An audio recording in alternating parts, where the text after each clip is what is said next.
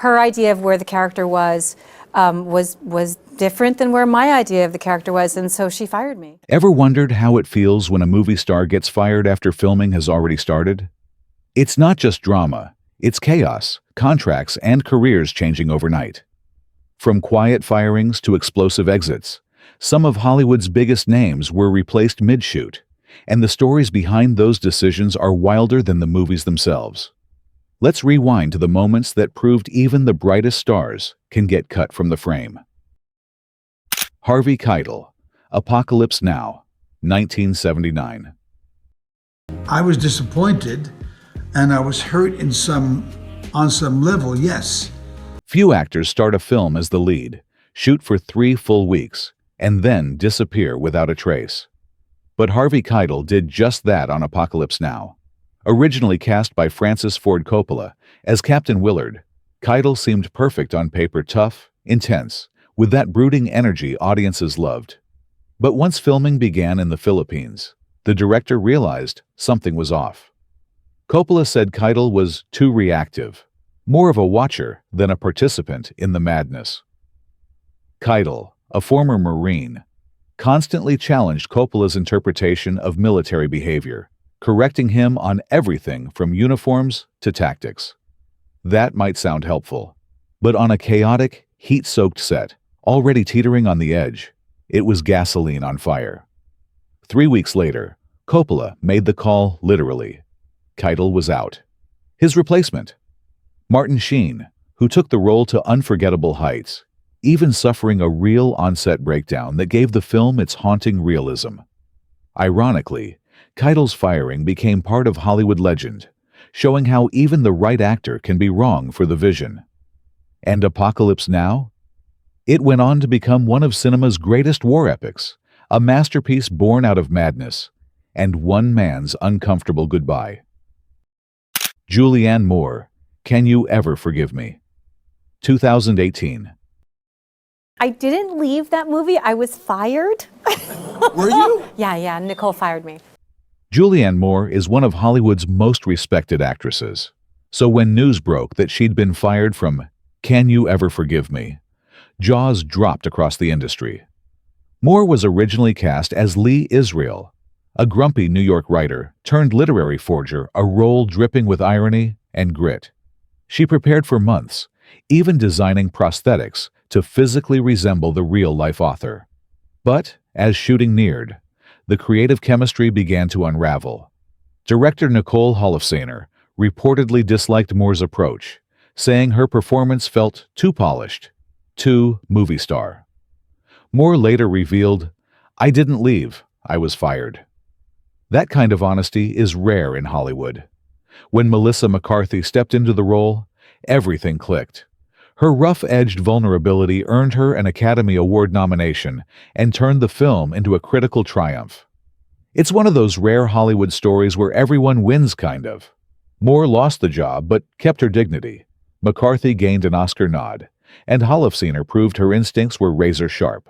Still, you can't help but imagine what Julianne's version might have been, maybe colder, sharper, more tragic.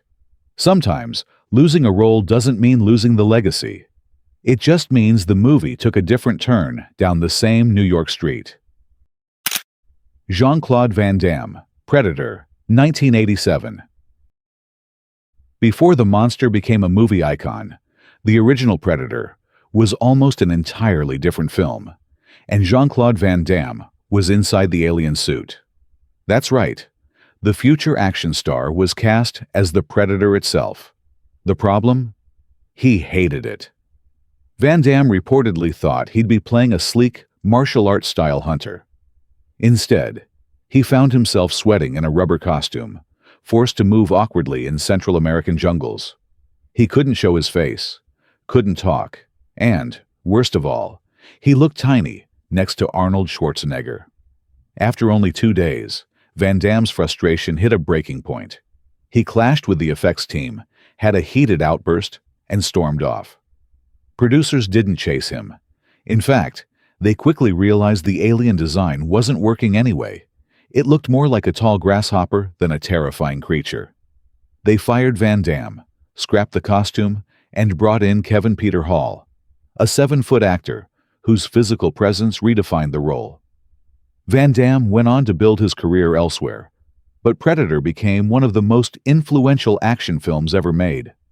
Ironically, the creature he walked away from became a pop culture legend, proving that sometimes what feels like a career misstep is just destiny redirecting you to your real fight scenes.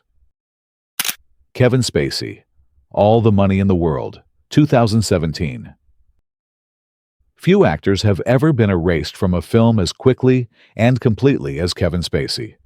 All the Money in the World was nearly finished when director Ridley Scott made a shocking decision. Every one of Spacey's scenes would be reshot with a new actor. The studio brought in Christopher Plummer just 6 weeks before the movie's release date. That meant an impossible schedule: reshoot everything, re-edit the film, and still make it to theaters in time for award season. Somehow, they pulled it off. Plummer, then in his late 80s, stepped into the role of billionaire J. Paul Getty with ease, giving the movie a depth and dignity critics adored. The result? He earned an Academy Award nomination, and audiences barely remembered the version that came before. It's one of the most dramatic recasts in modern cinema, not just because it happened so late, but because it worked. The studio didn't just replace an actor, they transformed the movie. And Ridley Scott's gamble paid off. All the Money in the World proved that even when production chaos hits, the right performance can turn disaster into redemption. Edward Norton, The Avengers, 2012. When Marvel Studios started assembling its superhero dream team, fans naturally assumed Edward Norton would return as Bruce Banner, the Hulk. After all, he played the role in The Incredible Hulk back in 2008. But behind the scenes, things weren't exactly green and smooth. Norton, known for his perfectionism, reportedly wanted major creative control over the script and final cut. Marvel, famous for keeping its universe tightly managed, wasn't having it. The official statement said they wanted an actor who embodied the spirit of collaboration. Translation: Norton was out. When Mark Ruffalo stepped in, fans were skeptical until they saw him on screen. Ruffalo's softer, world-weary version of Banner became a fan favorite and a pillar of the Marvel Universe. Norton handled it gracefully, later saying he had moved on, but the decision still stung. The irony? Norton's Hulk had been one of the few bright spots in Marvel's early years, but his departure showed the studio's real superpower control. The message was clear: no one actor was bigger than the team. It was a firing that reshaped the entire franchise and reminded everyone that even superheroes can be recast overnight. Natalie Portman, Romeo plus Juliet, 1996. Imagine being 14 years old, cast opposite Leonardo DiCaprio, and about to star in one of the biggest romantic dramas of the decade, only to be quietly shown the door before filming even begins. That's exactly what happened to Natalie Portman on Baz Luhrmann's Romeo plus Juliet. Portman had already made a name for herself with her breakout in Léon, The Professional, and Luhrmann thought her raw, youthful presence would bring authenticity to Shakespeare's tragic heroine. But during early test shoots, a serious issue emerged. Portman looked too young. Standing next to DiCaprio, who was 21 at the time, the pairing looked awkward and, frankly, uncomfortable. Even Portman later admitted that some scenes looked absurd. The studio and Luhrmann faced a dilemma. They loved Portman's talent, but knew audiences would never buy the love story if it looked unbalanced. So, in one of the most delicate Hollywood firings ever, they let her go and recast the role with Claire Danes.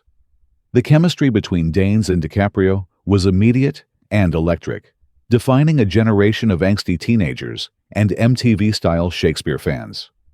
Portman went on to become one of Hollywood's most acclaimed actresses, while Romeo plus Juliet became a modern classic.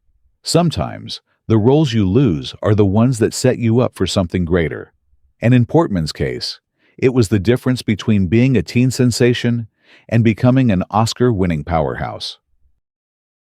Charlie Sheen, Two and a Half Men, 2003 to 2011. There are Hollywood firings. And then, there's Charlie Sheen getting fired from his own hit show. For nearly a decade, Two and a Half Men dominated television, with Sheen's portrayal of Charlie Harper, a hedonistic jingle writer, striking gold with audiences. The show was a cultural juggernaut, earning record-breaking salaries for its lead. But behind the laughter, things were falling apart. Sheen's off-screen behavior became a constant headline. He was frequently late to rehearsals, argued with producers, and publicly clashed with creator Chuck Lorre. CBS tried to manage the chaos, but the breaking point came when Sheen went on a media spree, criticizing the very people who paid him $2 million an episode. That was it. He was fired, mid-contract, and production shut down. For a while, it looked like the end of the show. Then came Ashton Kutcher, stepping in as a fresh face and soft rebooting the series. The ratings dipped, but remained solid, proving that Two and a Half Men could survive without the man who built it. Sheen's firing became one of the most publicized exits in television history. It was messy, loud, and unforgettable, a reminder that even if you're the highest-paid star on TV, the network always has the final say. Stuart Townsend, The Lord of the Rings, The Fellowship of the Ring, 2001. Imagine training for 2 months sword fighting, horseback riding, fully immersed in Middle-earth, only to be told the day before filming that you're out. That's what happened to Stuart Townsend, who was originally cast as Aragorn in Peter Jackson's The Lord of the Rings, The Fellowship of the Ring. Townsend was handpicked early in development, and he threw himself into preparation. He trained endlessly, working side by side with the stunt team, learning Elvish phrases, and even rehearsing battle scenes. But as the production grew, Peter Jackson had a change of heart. He realized he needed an older, more weathered actor, someone who looked like he'd fought in wars, not just rehearsed them. Townsend was stunned when Jackson told him he was being replaced. He didn't even get paid for the months of prep work. A day later, Viggo Mortensen was flown in, given a sword, and thrust straight into filming. The result? Mortensen became Aragorn, one of the most beloved heroes in cinematic history. Townsend moved on to other projects, but the firing stung. Still, his departure may have been the final piece Jackson needed to perfect the trilogy's tone. It's a painful example of how brutal casting decisions can sometimes lead to cinematic magic. Ryan Gosling, The Lovely Bones, 2009. Ryan Gosling's exit from The Lovely Bones wasn't dramatic in a Hollywood diva way. It was more like a misunderstanding gone wrong. When Gosling was cast to play the grieving father in Peter Jackson's adaptation of Alice Sebold's novel, he threw himself into the part, but maybe too literally. Gosling decided his character should be heavier, more world-weary, so he gained about 60 pounds before shooting began.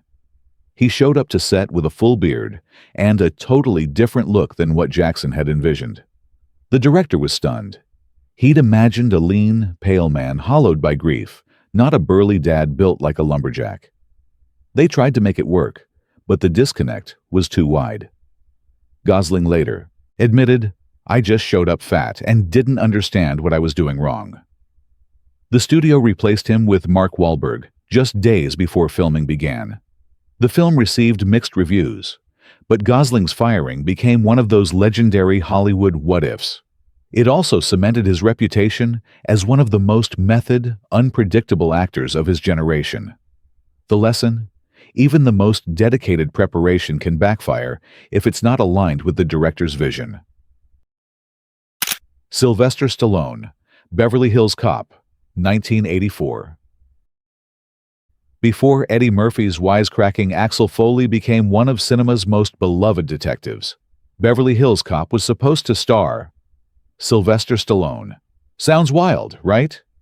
But it's true, Stallone was initially cast to play the Detroit cop sent to Beverly Hills. The studio wanted a gritty action comedy, but Stallone had other ideas. He rewrote the script himself, turning it into a hard-edged crime thriller. Suddenly, the budget ballooned. The jokes vanished, and the studio panicked. Paramount executives told him they couldn't afford his version, and that his script felt more like Rambo in Rodeo Drive than a buddy comedy. Stallone was out. Just like that. Enter Eddie Murphy, who brought back the humor, the streetwise charm, and the improvisational energy. The result? Beverly Hills Cop exploded at the box office and became one of the biggest hits of the decade. Stallone later recycled some of his ideas into Cobra, a darker film that matched his taste. But history remembers Beverly Hills Cop as Eddie Murphy's crowning moment.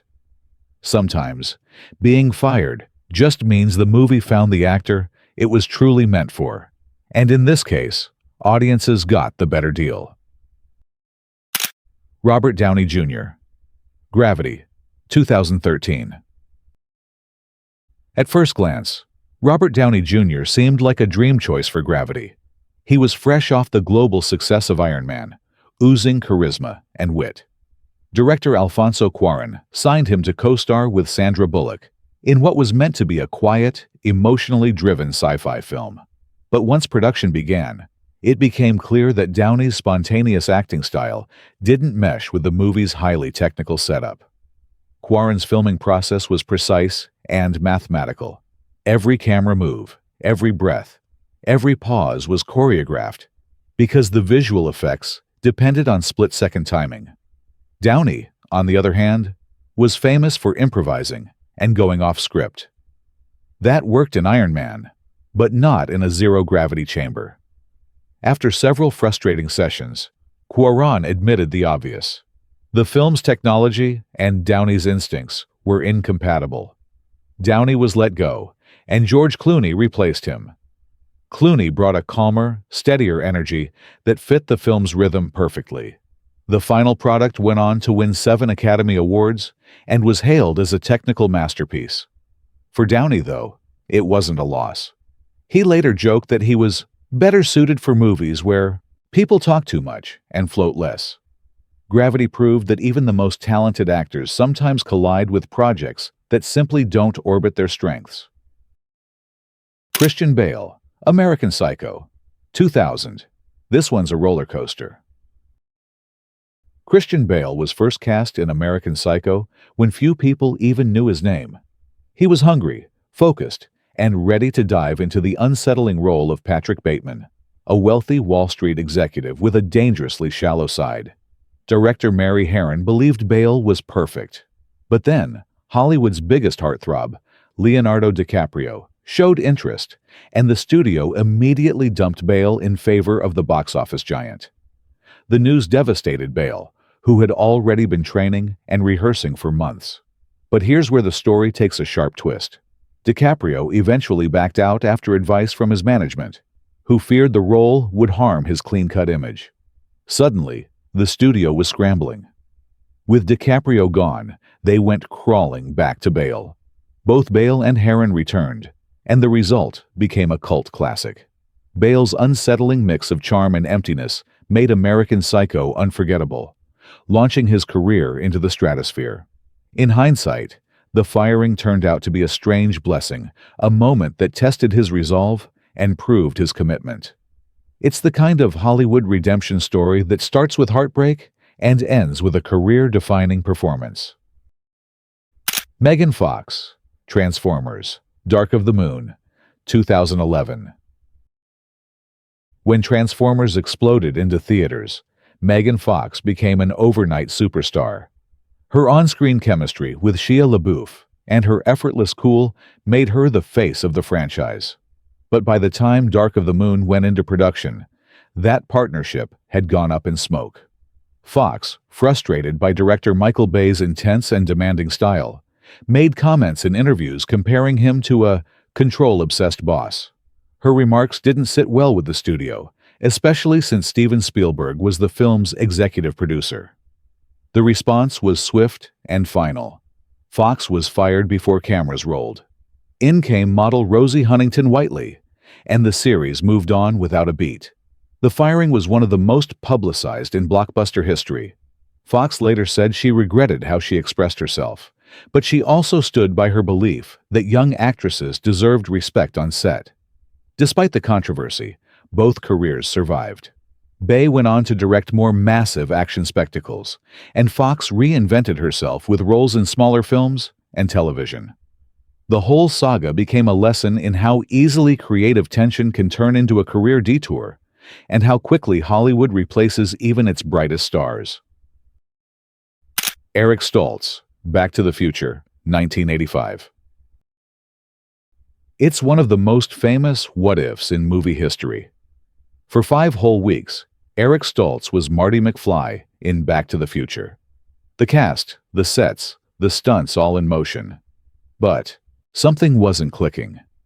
Director Robert Zemeckis realized that Stoltz's version of Marty was too serious, too dramatic. The film was meant to be fun, zippy, and filled with humor. But Stoltz approached it like a straight drama, delivering intensity where lightness was needed. Co-stars later recalled that he even insisted everyone call him Marty on set, staying in character between takes. Admirable, sure, but the tone was wrong for a film that relied on wit and warmth. Zemeckis and producer Steven Spielberg made a huge, costly decision. They halted production, fired Stoltz, and recast the role with Michael J. Fox, who had been their first choice, but was unavailable due to his TV schedule. Fox started shooting almost immediately, filming nights and weekends while still working on Family Ties. The chemistry was instant, the tone perfect, and history was made. The movie became a cultural milestone, and Fox became a superstar. Stoltz took the news gracefully and went on to build a respected career, but his exit remains one of Hollywood's most expensive do-overs and one of the smartest. Getting fired mid-filming sounds like a nightmare, but in Hollywood, it often leads to something unforgettable. Every sudden exit, every recast, reshaped the movies we love, and sometimes even made them legends. Which story shocked you the most? Let me know in the comments, hit subscribe, and stay tuned for more behind-the-scenes twists from the world where fame and fate often collide.